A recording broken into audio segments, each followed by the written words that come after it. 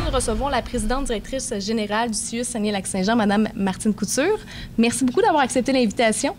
Bonjour, ça me fait plaisir. Alors aujourd'hui, ce sera en quelque sorte votre dernière sortie parce que là, vous allez prendre votre retraite le 31 mars prochain. Alors aujourd'hui, ce sera l'occasion justement de revenir sur plusieurs sujets d'actualité qui ont touché le milieu de la santé au cours des derniers mois. Donc avant de commencer la période de questions, la parole est à vous et par la suite, on va passer à la période de questions. Alors, merci beaucoup. Merci de votre invitation. Bonjour, bonjour à vous tous, à vous toutes. C'est avec grand plaisir que je me joins à vous aujourd'hui pour dresser, en fait, le bilan du Centre intégré universitaire de santé et de services sociaux du Saguenay-Lac-Saint-Jean, près de 3 ans après sa création. 1er avril 2015, c'était la création du CIUS.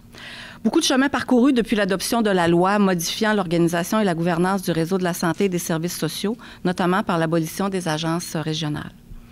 Une telle transformation ne se réalise pas en 2 temps, 3 mouvements. Certes, les premières années d'existence du CIUS ont été particulièrement mouvementées. Avec du recul, on peut maintenant affirmer que cette réforme, bien qu'exigeante, a amené un changement de culture qui tend vers un véritable réseau intégré de services. D'ailleurs, ce changement de culture se fait progressivement et se travaille encore au quotidien. Le CIUS du Saguenay-Lac-Saint-Jean s'est donné comme objectif de toujours viser l'excellence, notamment en matière d'accessibilité, de continuité et de qualité des soins et services. En matière d'autonomie, précisons que la région offre toujours 95 % des soins et services requis par la population. Récemment, nous avons annoncé une nouvelle construction à l'hôpital de Chicoutimi qui se traduit par l'agrandissement du bloc opératoire et de l'unité de retraitement des dispositifs médicaux, la stérilisation, nécessitant des investissements de plus de 80 millions de dollars. Ce projet d'envergure permettra de répondre aux nouvelles normes de qualité ainsi qu'aux besoins de nos équipes techniques et de soins et des médecins qui y travaillent. Le bloc opératoire de l'hôpital de Roberval a été complètement reconstruit suite à l'incendie de mai 2016. Tel qu'annoncé en 2015, le prochain bloc opératoire à subir une cure de rajeunissement sera le bloc opératoire de l'hôpital de Dolbeau-Mistassini. Les travaux préliminaires suivent leur cours. L'échéancier est à jour, puis la cible demeure toujours 2020. Il faut savoir que nous anticipons une augmentation du nombre d'interventions chirurgicales au cours des prochaines années, attribuable entre autres au vieillissement de la population. D'ailleurs, le vieillissement de la population constitue un grand défi pour le futur. C'est un fait. Le rythme du vieillissement de la population s'accélère, particulièrement dans la région. Pour y faire face, on se doit d'être proactif. Nos actions d'aujourd'hui visent à répondre aux différents besoins spécifiques de cette future clientèle qui désirera plus que jamais demeurer à domicile, et ce, le plus longtemps possible.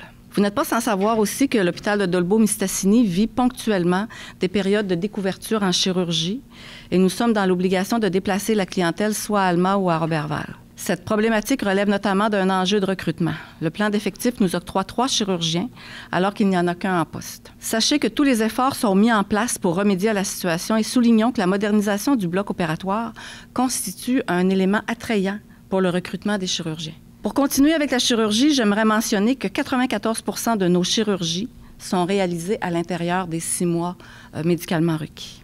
Au niveau de la gouverne, des changements sont également à prévoir avec l'arrivée de la loi modifiant certaines dispositions relatives à l'organisation clinique et la gestion des établissements de santé et services sociaux, ce qu'on appelle la loi, projet de loi 130. La loi prévoit diverses mesures susceptibles de favoriser l'accessibilité aux services.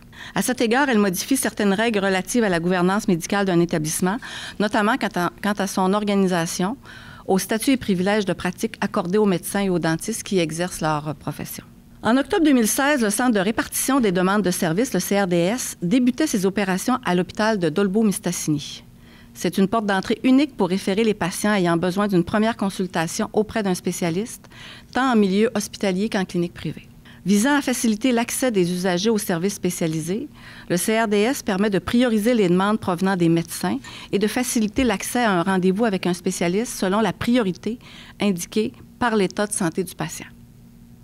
Concrètement, l'usager n'a donc pas à faire lui-même ses recherches pour obtenir une première consultation pour un service spécialisé.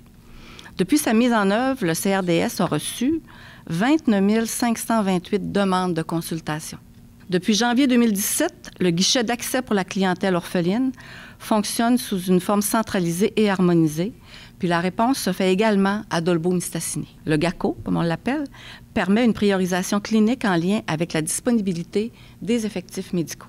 En termes d'accessibilité, j'aimerais également mentionner que la région fait très bonne figure avec près de 90 % de la population qui est suivie par un médecin de famille. Nous sommes dans les 3 premiers au Québec. Non seulement les patients sont jumelés à un médecin de famille, mais la région a un taux d'assiduité envers le médecin de famille, ce qui veut dire que les médecins ont la capacité de voir leur clientèle inscrite lorsque c'est requis. Et ce taux d'assiduité, là, dans la région, se situe à 82 %. Au niveau des perspectives d'avenir, on souhaite entendre parler davantage de la mission universitaire, d'enseignement et de recherche de notre CIUS, qui, rappelons-le, est affilié avec 2 universités, soit l'Université de Montréal et l'Université de Sherbrooke.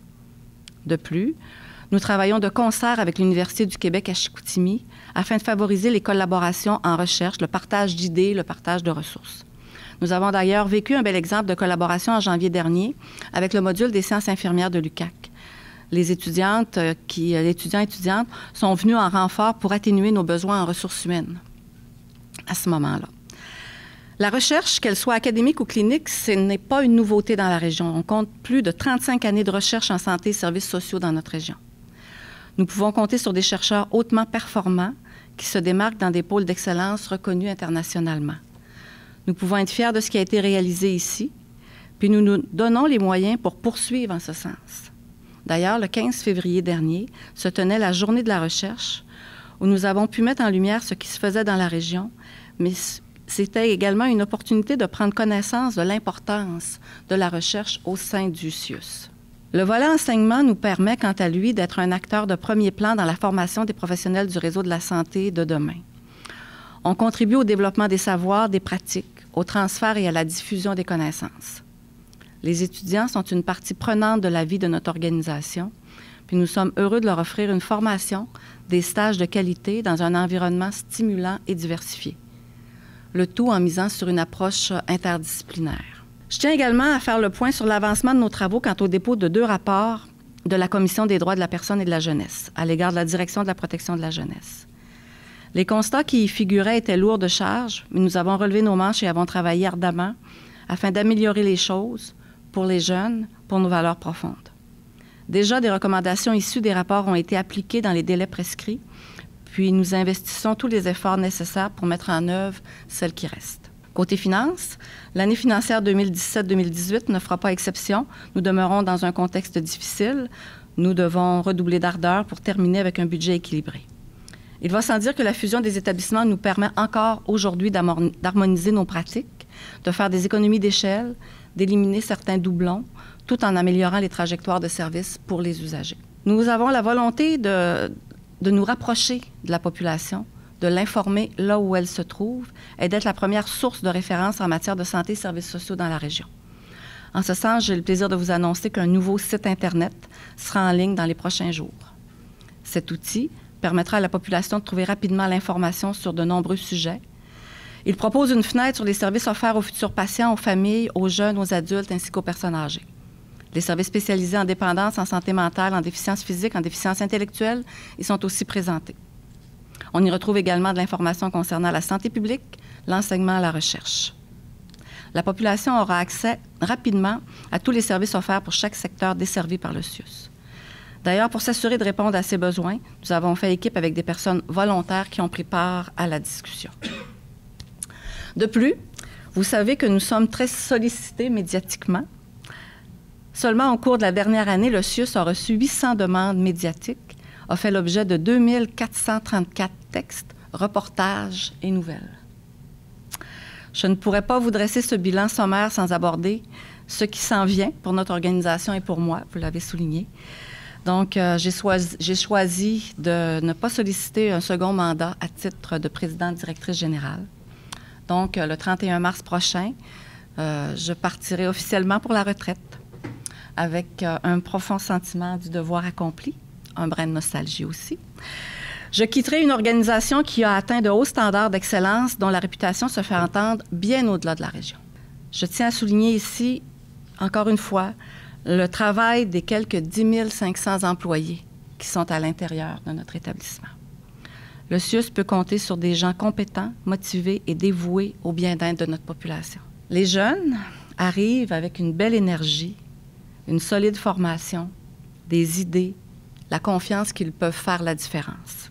En terminant, pour la dernière fois, à titre de présidente directrice générale du CIUS Saguenay-Lac-Saint-Jean, je vous dis, il me fera plaisir de répondre à vos questions. Merci beaucoup, Mme Couture. Alors, on va commencer la période de questions, tout d'abord avec M. Denis Villeneuve du Journal Le Quotidien. Oui, Mme Couture, pour 41 ans dans le réseau de la santé, vous l'avez vu évoluer, là. À ce que je me souviens, on a passé par des agences de santé, on a passé par de réforme en réforme. J'aimerais que vous me fassiez un résumé là, de votre vision de cette évolution-là. Il y a des gens qui ont l'impression qu'avec, entre autres, la création des CIUS, là, on s'éloigne des clientèles, des patients. Il y a des gens qui nous disent à l'interne, de plus en plus, à l'intérieur des établissements, là, on n'a plus affaire directement avec un directeur, avec quelqu'un qui est responsable, un cadre présent sur place. On a affaire avec une machine. J'aimerais que vous commentiez ces propos. Mm-hmm. Donc, vous avez beaucoup d'éléments, évidemment, dans votre question. On vous reconnaît bien. D'abord, vous avez évoqué la carrière, en fait, l'évolution dans le réseau de la santé et des services sociaux. Je commencerai par ça. Donc, effectivement, ça fait vraiment longtemps. Mon premier emploi dans le réseau de la santé et des services sociaux, je l'ai occupé comme étudiante, alors que j'étais étudiante au baccalauréat en sciences infirmières. Donc, j'étais à Sainte-Justine en 1978. Puis ensuite, j'ai progressé, j'ai terminé mes études et j'ai fait carrière dans le réseau de la santé et des services sociaux. Vous avez évoqué le mot juste pour représenter le réseau de la santé et des services sociaux. Vous avez parlé d'évolution. Donc, c'est une réelle évolution qui s'est faite année après année. Il fut une époque au Québec où il y avait pas loin de 400 établissements de santé et de services sociaux. La dernière réforme, la plus récente, on en était à 180 quelques pour arriver à celle de maintenant à 34 établissements, soit des CIS, des CIUS ou des établissements non fusionnés. Alors, c'est vraiment une évolution au fil des différentes années pour en arriver à maintenant. Et vous m'avez demandé de commenter sur cet aspect-là. Le fil conducteur a toujours été le même sur des services de qualité, accessibles, universels, gratuits. C'est notre organisation du réseau de la santé et des services sociaux en intégrant le santé et le social et le populationnel. Et l'évolution s'est faite au fil des années pour en arriver jusqu'à maintenant. Alors, ça, c'est la première partie de votre commentaire ou de votre question. Si vous voulez, on pourrait y aller dans le détail plus tard. Mais l'autre portion, c'est la question des services de proximité. C'est là-dessus, au fond, que vous avez conclu votre question. Et à l'intérieur du CIUS Saguenay-Lac-Saint-Jean, l'offre de services de base, de proximité, c'est un des fondements de notre organisation. Donc, l'offre de services qui est présente à l'échelle de la région actuellement, c'est l'offre de services de base pour tout le monde. Et notre territoire est grand, 95-98 000 km². On a presque 2 heures et demie de distance entre les pôles Bas-Saguenay jusque dans la MRC Maria-Chapdelaine. Et les services de base doivent être disponibles partout, des services de proximité. Et ça, c'est très important. Alors, puis nous dire peut-être les défis qui attendent le réseau de la santé. Ça fait quand même 41 ans que vous œuvrez au sein du réseau. Donc, quels sont les prochains défis qui attendent le CIUS Saguenay-Lac-Saint-Jean? Bien, écoutez, il y a vraiment plusieurs défis qui attendent le CIUS Saguenay-Lac-Saint-Jean. Donc, la consolidation du CIUS comme tel, le défi de l'organisation des services comme tel, un défi, plus récemment, tous les défis autour de la présence au travail. Vous avez vu dans les derniers mois, dernières années, on s'est parlé très souvent sur la présence au travail. Donc, c'est un défi de faire en sorte que notre personnel soit présent à l'intérieur de notre établissement, soit bien au travail. Donc, c'est un grand défi. Tout le défi financier, j'en ai parlé un petit peu tout à l'heure, c'est un défi constant, évidemment. Un autre défi qui est vraiment très important pour le CIUS Saguenay-Lac-Saint-Jean, c'est tout son volet U, Centre intégré universitaire. Donc, tout le U, donc le volet enseignement, recherche, c'est extrêmement important pour maintenir notre qualité, maintenir nos affiliations universitaires et développer l'ensemble de notre potentiel. Je parlais tout à l'heure du 95 % de niveau d'autonomie régionale. C'est exceptionnel, hein? On est une région dite intermédiaire, avec un niveau d'autonomie comme ça à l'intérieur des services, c'est exceptionnel. Donc, il faut maintenir ça aussi. Donc, il y a quand même pas mal de défis qui sont encore en place pour le futur. J'aimerais qu'on revienne peut-être sur le rapport accablant de la DPJ. Vous en avez fait mention tantôt. On peut nous dire qu'est-ce qui a été fait depuis la sortie du rapport? Écoutez, il s'est fait vraiment beaucoup de choses. D'abord, le rapport contenait, les deux rapports, en fait, il y en avait deux, contenaient plus d'une vingtaine de recommandations. Alors, dès le départ, on a pris acte de ce rapport-là. On a mis en place une équipe, un projet majeur pour rencontrer les recommandations du rapport. Donc, la révision de la façon de travailler ou à la réception traitement des signalements, c'est déjà fait. La révision des listes d'attente, c'est déjà fait. La révision aussi, quand une demande est reçue à la réception traitement des signalements, on doit aller ensuite, si la demande est retenue, en application des mesures. Donc, ça aussi, ça a été révisé, la façon de faire les transitions. Et en plus, ce qui a été demandé, c'est aussi le rattachement de la directrice ou du directeur de la protection de la jeunesse. Dans notre cas, c'est une directrice de la protection de la jeunesse que vous avez déjà rencontrée aussi au point de vue médiatique. Donc, elle relève directement de la PDG. Ça a été un changement qui avait été demandé dans le rapport. Ensuite, il y a différentes étapes de reddition de comptes qu'on doit faire. Il y avait 3 grandes étapes. En septembre, en décembre... en décembre, il y en a même 4. Septembre, décembre, mars prochain, et puis septembre 2018. Donc, on est à faire tous les livrables, tous les travaux qui nous permettront de rencontrer notre reddition de compte. Également, un grand programme de formation avait été demandé, un programme costaud de formation pour le personnel qui travaille directement à la protection de la jeunesse, à la direction de la protection de la jeunesse. Alors, on est en lien avec le réseau universitaire intégré jeunesse qui nous monte une formation qui sera dispensée au printemps. Et c'est une formation qui pourra être disponible pour l'ensemble du Québec. Parce que Mme la ministre disait aussi, ce qui est vrai dans un secteur pourrait être utilisé ailleurs. Donc, cette formation-là va être disponible pour l'ensemble des établissements du Québec. Alors, on a vraiment fait beaucoup de choses, puis on est à jour dans nos échéanciers.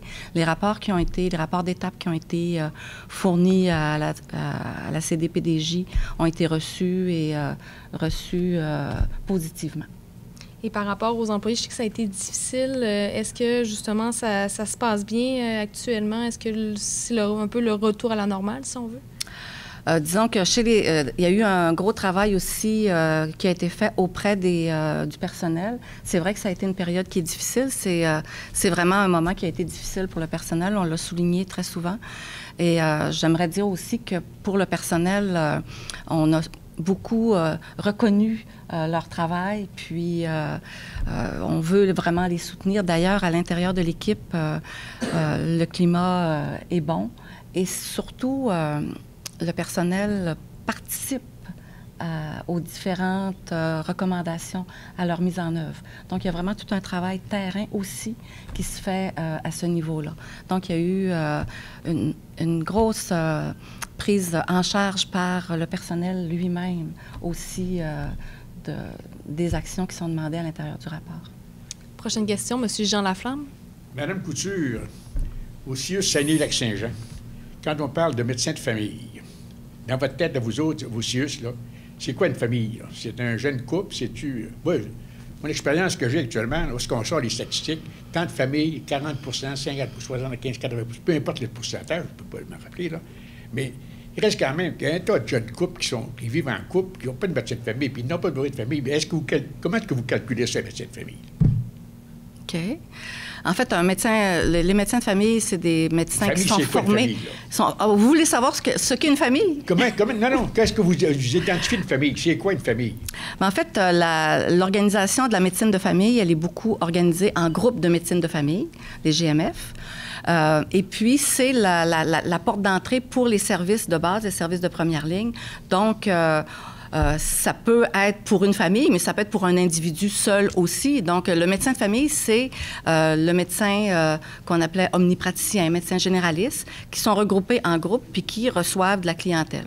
L'organisation des groupes de médecine de famille et puis l'objectif d'avoir en haut de 85 % de personnes inscrites à un médecin de famille, c'est l'organisation du service des services généraux, des services de première ligne, des services de proximité à l'échelle d'un territoire. Alors, vous avez les groupes de médecine de famille avec des médecins, mais à l'intérieur des groupes de médecine de famille, on a aussi du personnel du réseau de la santé et des services sociaux, des infirmières praticiennes spécialisées, des nutritionnistes, des kinésiologues, des travailleurs sociaux qui sont à l'intérieur du groupe de médecine de famille pour rencontrer différentes clientèles. Donc, c'est une porte d'entrée majeure pour les services de communauté. Puis ensuite, selon les besoins, bien, il peut y avoir des besoins en soutien à domicile, des besoins d'hospitalisation. Donc, c'est l'individu qui s'inscrit à un médecin de famille, ça s'appelle comme ça. Et puis, il se peut que sa famille soit inscrite au même médecin. Il se peut que non aussi, mais le groupe de médecine de famille, c'est une grande porte d'entrée des services de proximité. Prochaine question, Denis Villeneuve. Oui, Mme Couture. En 1991, il y avait M. Charles Côté là, qui a publié un livre qui s'appelait « Désintégration des régions », qui, à l'époque, avait fait grand bruit, qui disait sommairement qu'en concentrant les services de santé dans des grands pôles régionaux, là, on contribuait à la désintégration des régions. Puis, ce matin, en écoutant Radio-Canada, j'entendais le maire de Roberval qui déplorait, lui, que sa ville diminue, soit passée sous la barre des 10 000 habitants. Là, et puis, est-ce que les prévisions de M. Charles Côté ne se sont pas concrétisées, ne sont pas en train de se concrétiser? Il y a la question de démographie, là, je sais que c'est très résumé, là, ce que je viens de dire, mais la place des soins de santé et des services sociaux dans des communautés, c'est encore très important pour la vitalité des régions. Oui, vous abordez, là, vous avez un regard historique. Hein? Je connais... J'ai pas dit ça. J'ai pas dit ça. Donc, je connais très bien ce livre. Je l'ai lu à l'époque où il était sorti. Je connais bien M. Côté. On travaillait dans le même environnement à un certain moment donné, donc je connais sa réflexion. Au moment où on se parle, moi aussi, j'ai entendu l'entrevue ce matin de M. le maire de Roberval. Au moment où on se parle, je reviendrai à ce que je disais tout à l'heure à votre première question. La création du CIUS, c'est un CIUS pour la région du Saguenay-Lac-Saint-Jean. Donc, nous avons dans la région du Saguenay-Lac-Saint-Jean une organisation importante, 10 000 employés, le plus gros employeur de la région, 62 sites, plus de 600 médecins, presque 700. Donc, on est vraiment dans une organisation qui est grande et qui couvre l'ensemble des services de base dont je parlais tout à l'heure, les services de proximité, mais des services spécialisés et surspécialisés dans les différents domaines de la santé et des services sociaux. Alors ça, il faut vraiment le prendre, c'est notre organisation. Ensuite, pour revenir à ce que je vous disais tout à l'heure, les services de proximité demeurent extrêmement importants pour le CIUS Saguenay-Lac-Saint-Jean. Dans notre planification annuelle, qui découle de la planification stratégique ministérielle, l'offre de services sur l'ensemble du territoire est importante. Donc, je le nommais tout à l'heure sur l'étendue de la région, donc du secteur Maria-Chapdelaine jusqu'à le secteur du Bas-Saguenay. On couvre aussi, pour certains services, entre autres Optilab, 2 autres régions. On est en entente de services pour offrir des services à ces 2 mêmes régions en oncologie. Donc, on est vraiment là, une organisation qui est dispersée sur l'ensemble du territoire. Puis ça, pour le CIUS Saguenay-Lac-Saint-Jean, ça demeure une priorité. Ensuite, là, vous abordez les aspects démographiques. Je ne suis pas une démographe, mais je sais aussi que l'offre de service du CIUS Saguenay-Lac-Saint-Jean est aussi une offre de service au niveau de l'ensemble de la population. Pas uniquement la population qui vient consulter à l'intérieur de une de nos 62 installations, mais aussi on a une responsabilité sur le développement des communautés, par exemple. Tout notre volet santé publique. Donc, responsabilité de l'ensemble de la population, pas uniquement la population qui vient consulter, mais les 275 000 personnes qui composent notre population. Alors, pour le CIUS, on est vraiment un CIUS régional. Prochaine question, Carole Néron. Madame Couture, d'abord pour répondre à une petite observation concernant ce que Jean Laflamme disait tout à l'heure. Les médecins de famille, peut-être parce que les familles telles qu'on les connaissait autrefois n'existent plus aujourd'hui avec les familles recomposées et tout ça, c'est peut-être redéfinir la notion de médecin de famille. À la lumière de vos 40 quelques années dans le réseau de la santé, quel jugement portez-vous sur notre réseau de santé québécois actuellement? Quand on regarde les médias, on écoute un petit peu la radio, on lit les journaux, on a l'impression que le système va imploser d'une journée à l'autre. Moi, j'ai été 40 ans dans le métier de l'information, puis je pense qu'il ne se passait pas une journée sans qu'on prédise l'implosion du système. Quel jugement portez-vous? Quand on regarde ailleurs, aux États-Unis, on regarde dans d'autres pays, on a quand même un système qui fonctionne très bien, on est très bien nanti. Vous disiez tantôt la région a une très bonne performance. Puis on a l'impression que la job la plus suicidaire au plan politique au Québec, c'est ministre de la Santé. Est-ce que, je n'ai pas connu de ministre de la Santé, moi, qui ont eu une bonne perception dans la population. Quel jugement portez-vous sur notre système de santé? C'est une bonne question. C'est une question de fond. Donc, vous me demandez le jugement que je porte, puis le système lui-même. D'abord, le système de santé et de services sociaux est un système de grande qualité qui vise les meilleurs standards internationaux sur le plan de la connaissance des données probantes, sur le plan technologique. Et ici, au Saguenay-Lac-Saint-Jean, comme vous l'avez renommé, 95 % d'autonomie en soins et services généraux et spécialisés et surspécialisés. Donc, c'est un acquis. Et le jugement que je porte sur notre système, c'est que nous avons un excellent système de santé et de services sociaux. Nous avons d'abord un système qui est intégré. La santé et le social et la population, santé publique, tous ces univers-là sont intégrés. C'est excellent comme système. Donc, c'est le premier jugement que je porte sur notre système. Nous avons un excellent système de santé. Le volet environnement médiatique, vous l'avez souligné, sur l'environnement médiatique, je le disais dans mon allocution aussi, plus de 2400 textes nouvelles qui ont été publiés ou produites sur le CIUS, Saguenay-Lac-Saint-Jean. C'est vraiment beaucoup d'éléments. Donc, oui, c'est connu médiatiquement.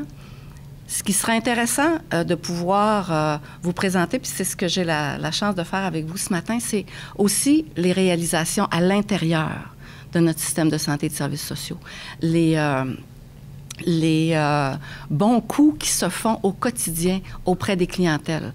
Donc ça, c'est extrêmement important de savoir que les chirurgies, par exemple, sont réalisées dans les délais de 6 mois. Au niveau des urgences, on a parmi les meilleures urgences au Québec en termes de temps d'attente. Au niveau de l'organisation, nous avons une organisation régionale.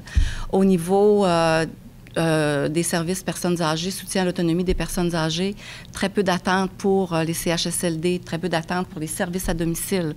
Et puis, je pourrais continuer comme ça dans les différents secteurs d'activité. On est vraiment privilégié comme société d'avoir un système aussi vaste, universel, accessible, gratuit et qui couvre l'ensemble de la gamme de services. Alors moi, c'est le jugement que je porte sur notre système. Au niveau de la vision de notre ministre de la Santé et des Services sociaux, vous parliez de notre ministre. Cette vision-là, c'est la vision de notre ministre de la Santé et des Services sociaux, d'avoir un système intégré, des services harmonisés, accessibles, en continuité, avec une bonne circulation de l'information clinique.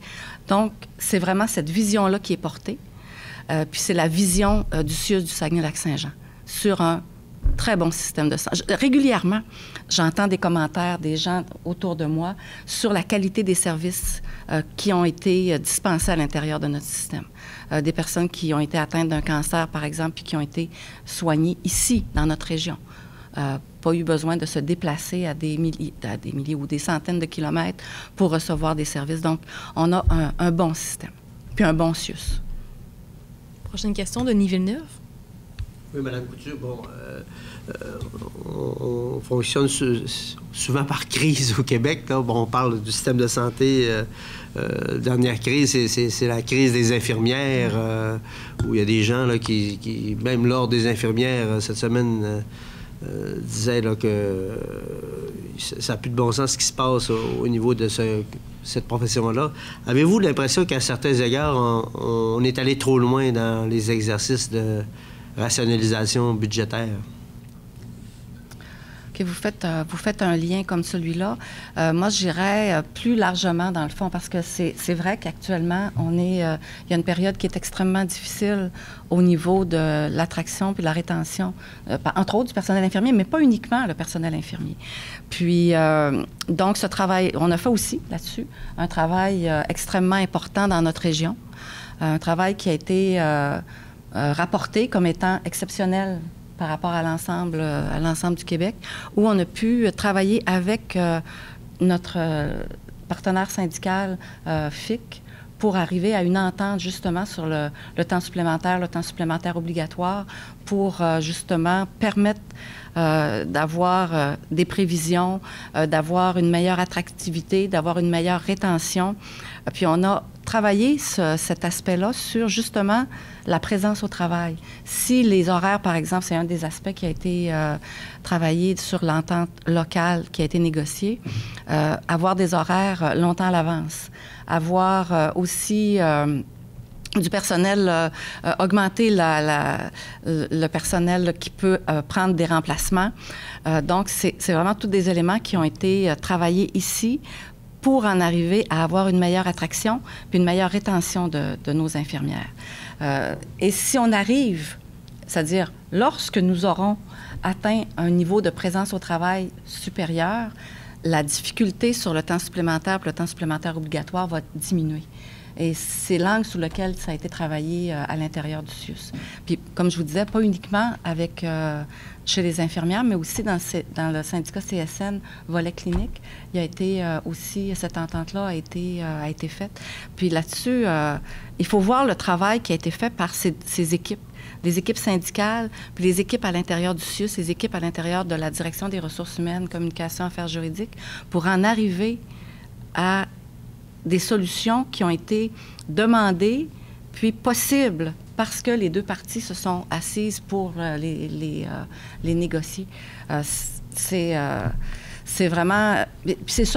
En fait, chacune des actions posées de cette façon-là permet de s'améliorer. Et puis, il faut vraiment bâtir pas à pas pour l'amélioration. Je sais que l'entente est récente, là, mais oui, est-ce qu'elle est déjà en application? Est-ce que ça fonctionne? Oui. En fait, oui. Officiellement, la signature a été faite il n'y a pas longtemps. J'ai rencontré les équipes. Puis, au moment de l'accord des parties syndicales, on pouvait commencer les travaux. Donc, il y a déjà des équipes à l'œuvre pour faire les planifications. Entre autres, les planifications. Bon, il y a la semaine de relâche qui s'en vient, ça a été travaillé plus rapidement.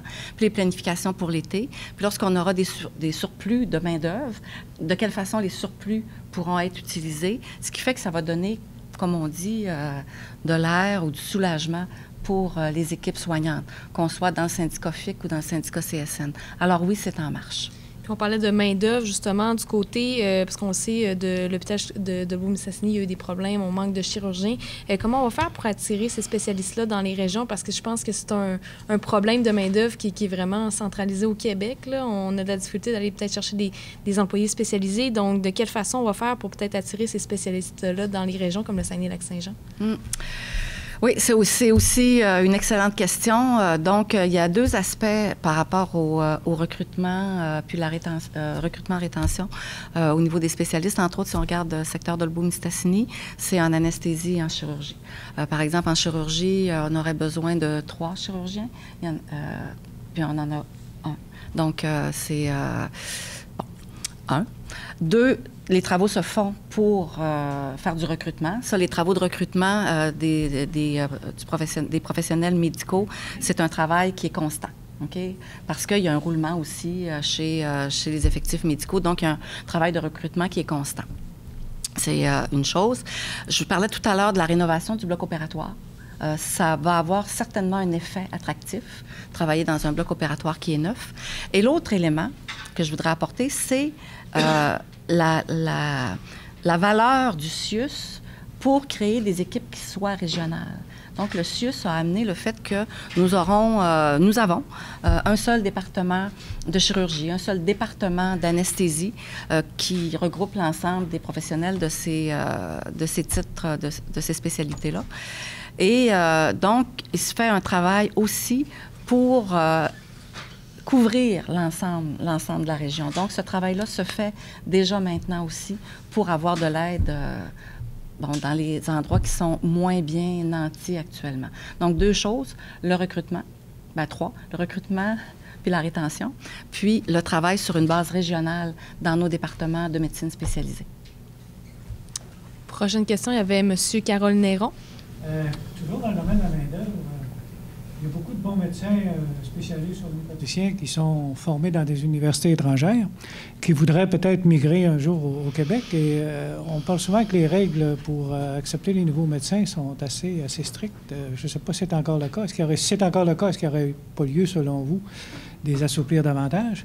Et toujours dans le domaine de la main-d'œuvre, excepté pour les infirmières et pour les médecins spécialistes et tout ça, dans les emplois non traditionnels, est-ce qu'au Saguenay-Lac-Saint-Jean, on fait face à une pénurie de main-d'œuvre, mettons, comme cuisiniers ou des gens dans les travaux de conciergerie ou des choses comme ça? C'est quoi la situation?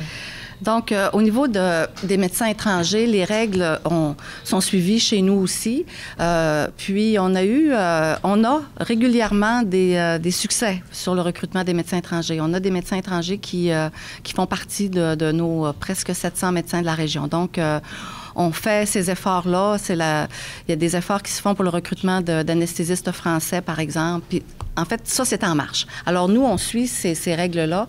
Puis, on a réussi à faire du recrutement de médecins étrangers dans nos effectifs. Alors, pour ça se poursuit, dans le fond. Puis, on est très heureux, d'ailleurs, de les accueillir parce que c'est quand les médecins étrangers sont prêts à travailler avec nous, bien, ils rentrent dans nos équipes, puis on peut compter sur leur expertise.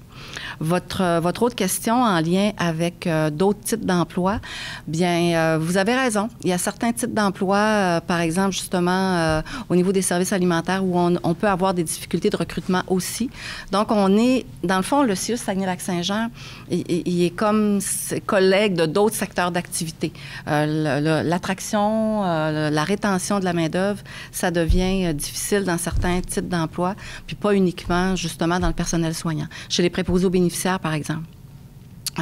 On a aussi des difficultés de recrutement. Puis vous avez peut-être vu sur nos sites, nos médias sociaux, des capsules pour expliquer le travail fait, par exemple, par les préposés aux bénéficiaires. Donc, c'est une personne qui travaille dans une de nos installations qui a fait la capsule pour expliquer son travail, puis inciter des gens à faire la même formation, puis venir la rejoindre, dans le fond, pour lui prêter main forte. Prochaine question, Claude Bouchard de Radio-Canada.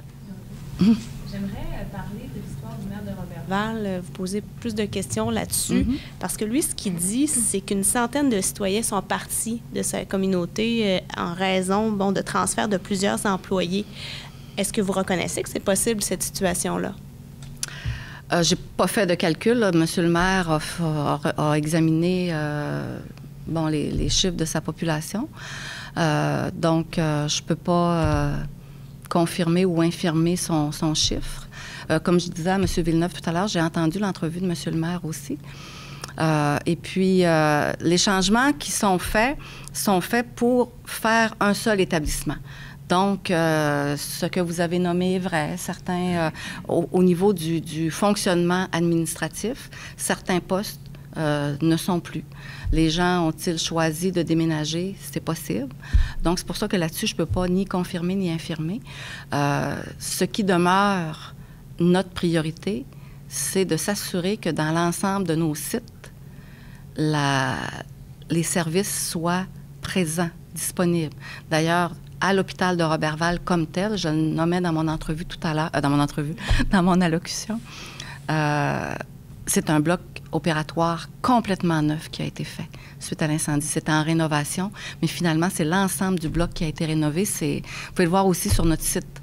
Donc, ça a vraiment un potentiel d'attraction également. Et vous reconnaissez que les fusions peuvent avoir eu cet effet-là, le collatéral, de changer des gens de communauté, puis ça peut quand même préoccuper certains maires de la région. Monsieur le maire l'a nommé, donc ça le préoccupe, certainement. Certainement. Et puis, les choix individuels des gens, ben moi, je peux pas juger ou... les gens font leurs choix aussi en fonction des opportunités qu'ils ont. Donc, je ne peux pas porter de jugement là-dessus. Peut-être une petite dernière question, mais sur le fait que vous avez parlé que 95 des services sont donnés dans la région, là, que la région est autonome dans ses services à 95 %.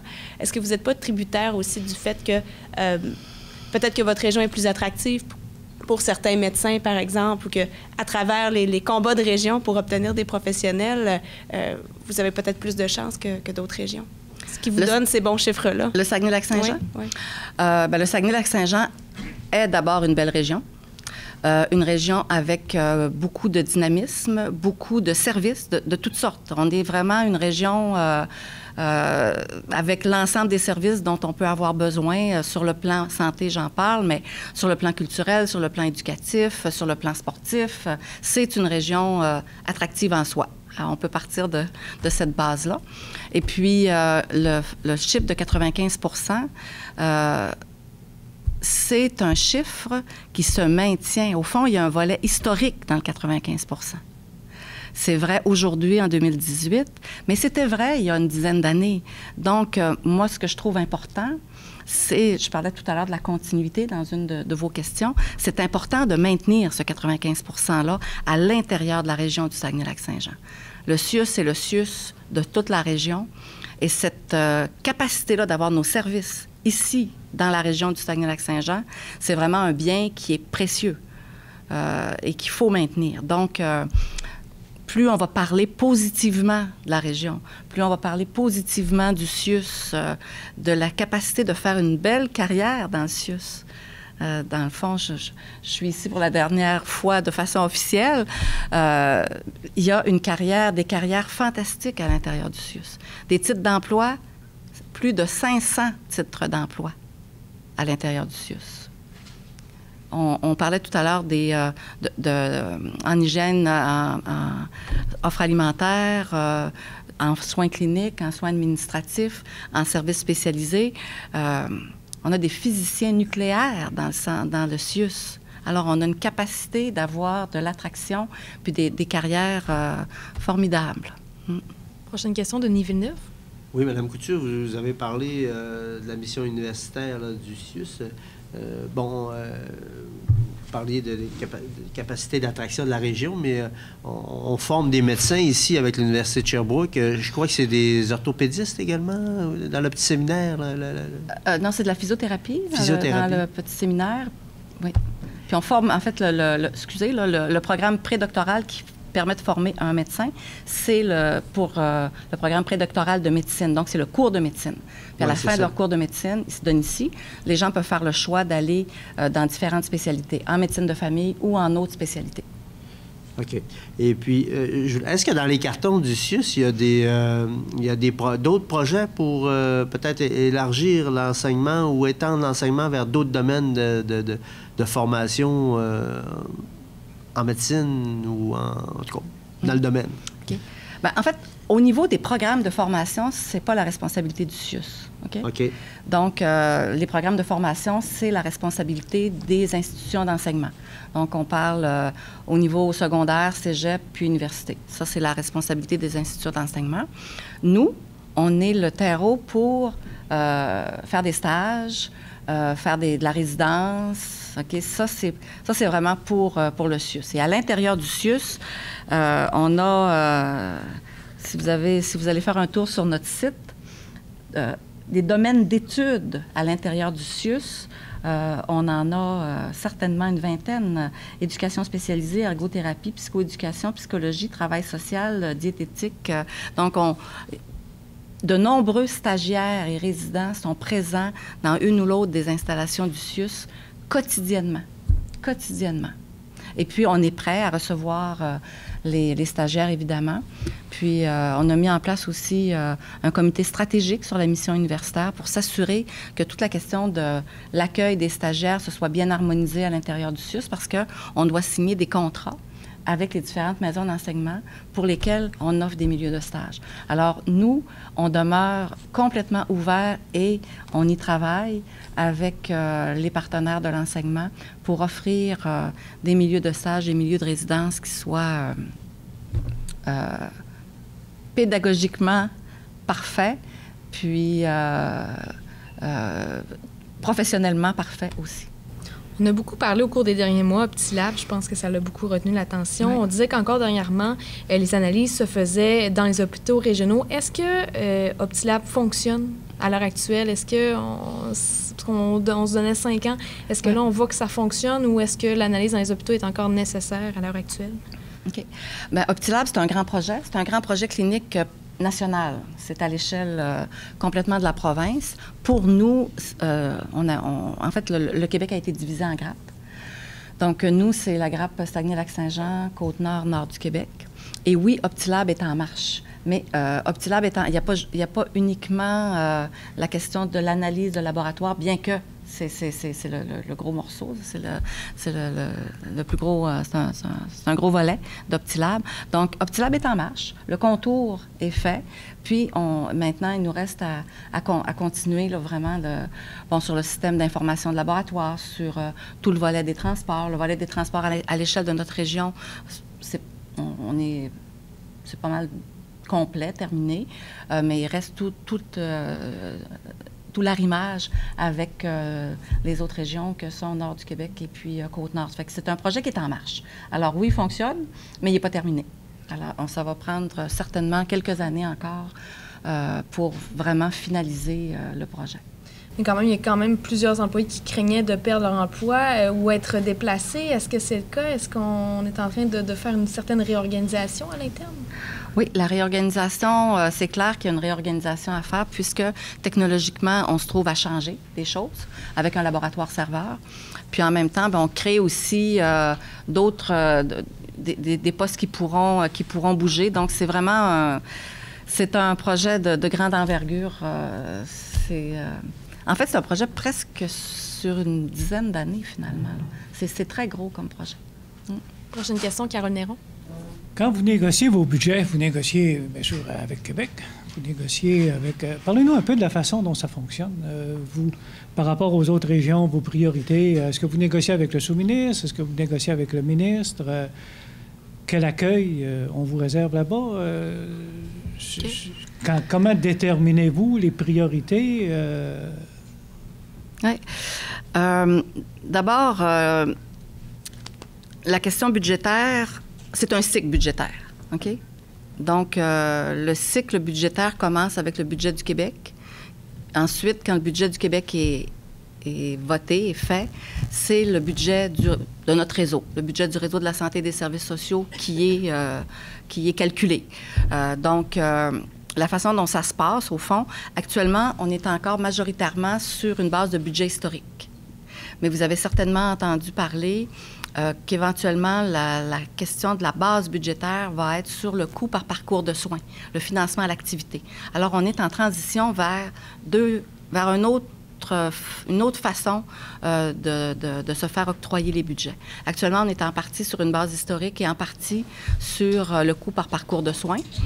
Donc, on reçoit donc, selon les priorités nationales, selon les coûts de croissance, tout ça, on reçoit notre budget à peu près 2 à 3 semaines après que le budget national est voté, est fait. Puis ensuite, on reçoit notre budget.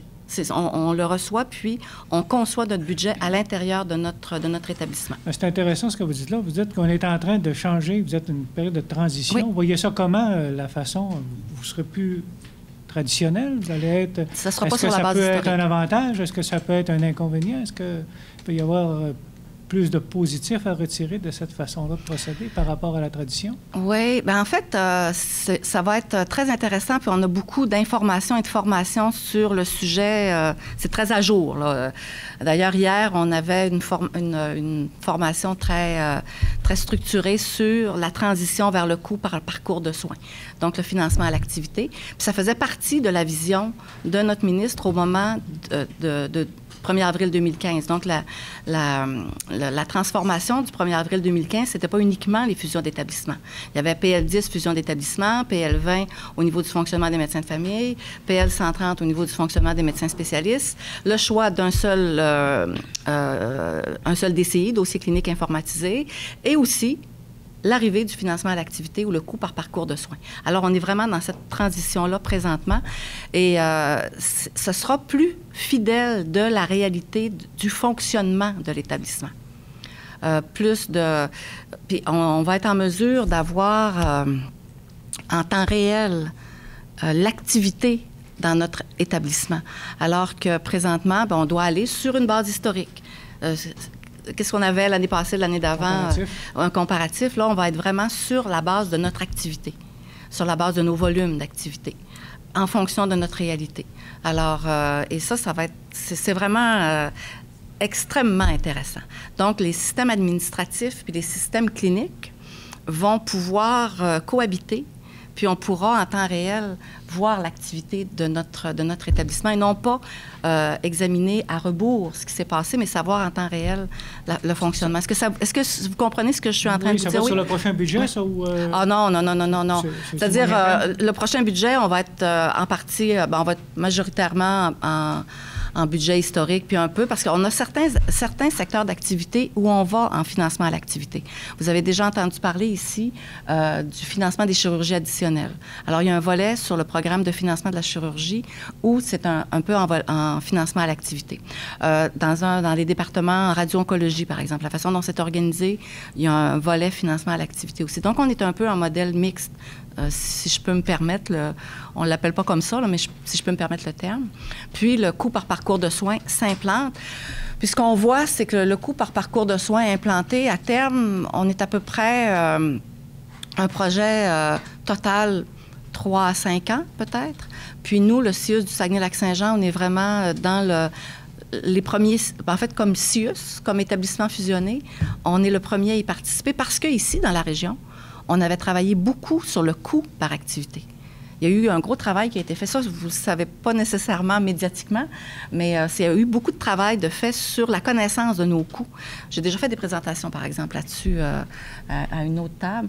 Et puis, donc, comme on était déjà familier avec la connaissance des coûts, la mesure des coûts, bien, on est le CIUS qui a été choisi pour mettre en œuvre pas à pas, évidemment. C'est un projet, c'est une démarche, en fait, je dirais, qui va se réaliser, c'est ça, un horizon total sur le Québec, je pense, c'est autour de 3 à 5 ans.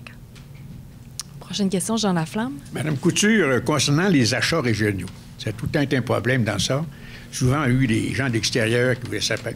Est-ce que vous avez une autonomie sur ça actuellement? Est-ce que vous surveillez ça actuellement? Ou si les gens de l'extérieur de la région veulent rentrer également dans la région? Est-ce que vous avez une protection pour les gens de la région?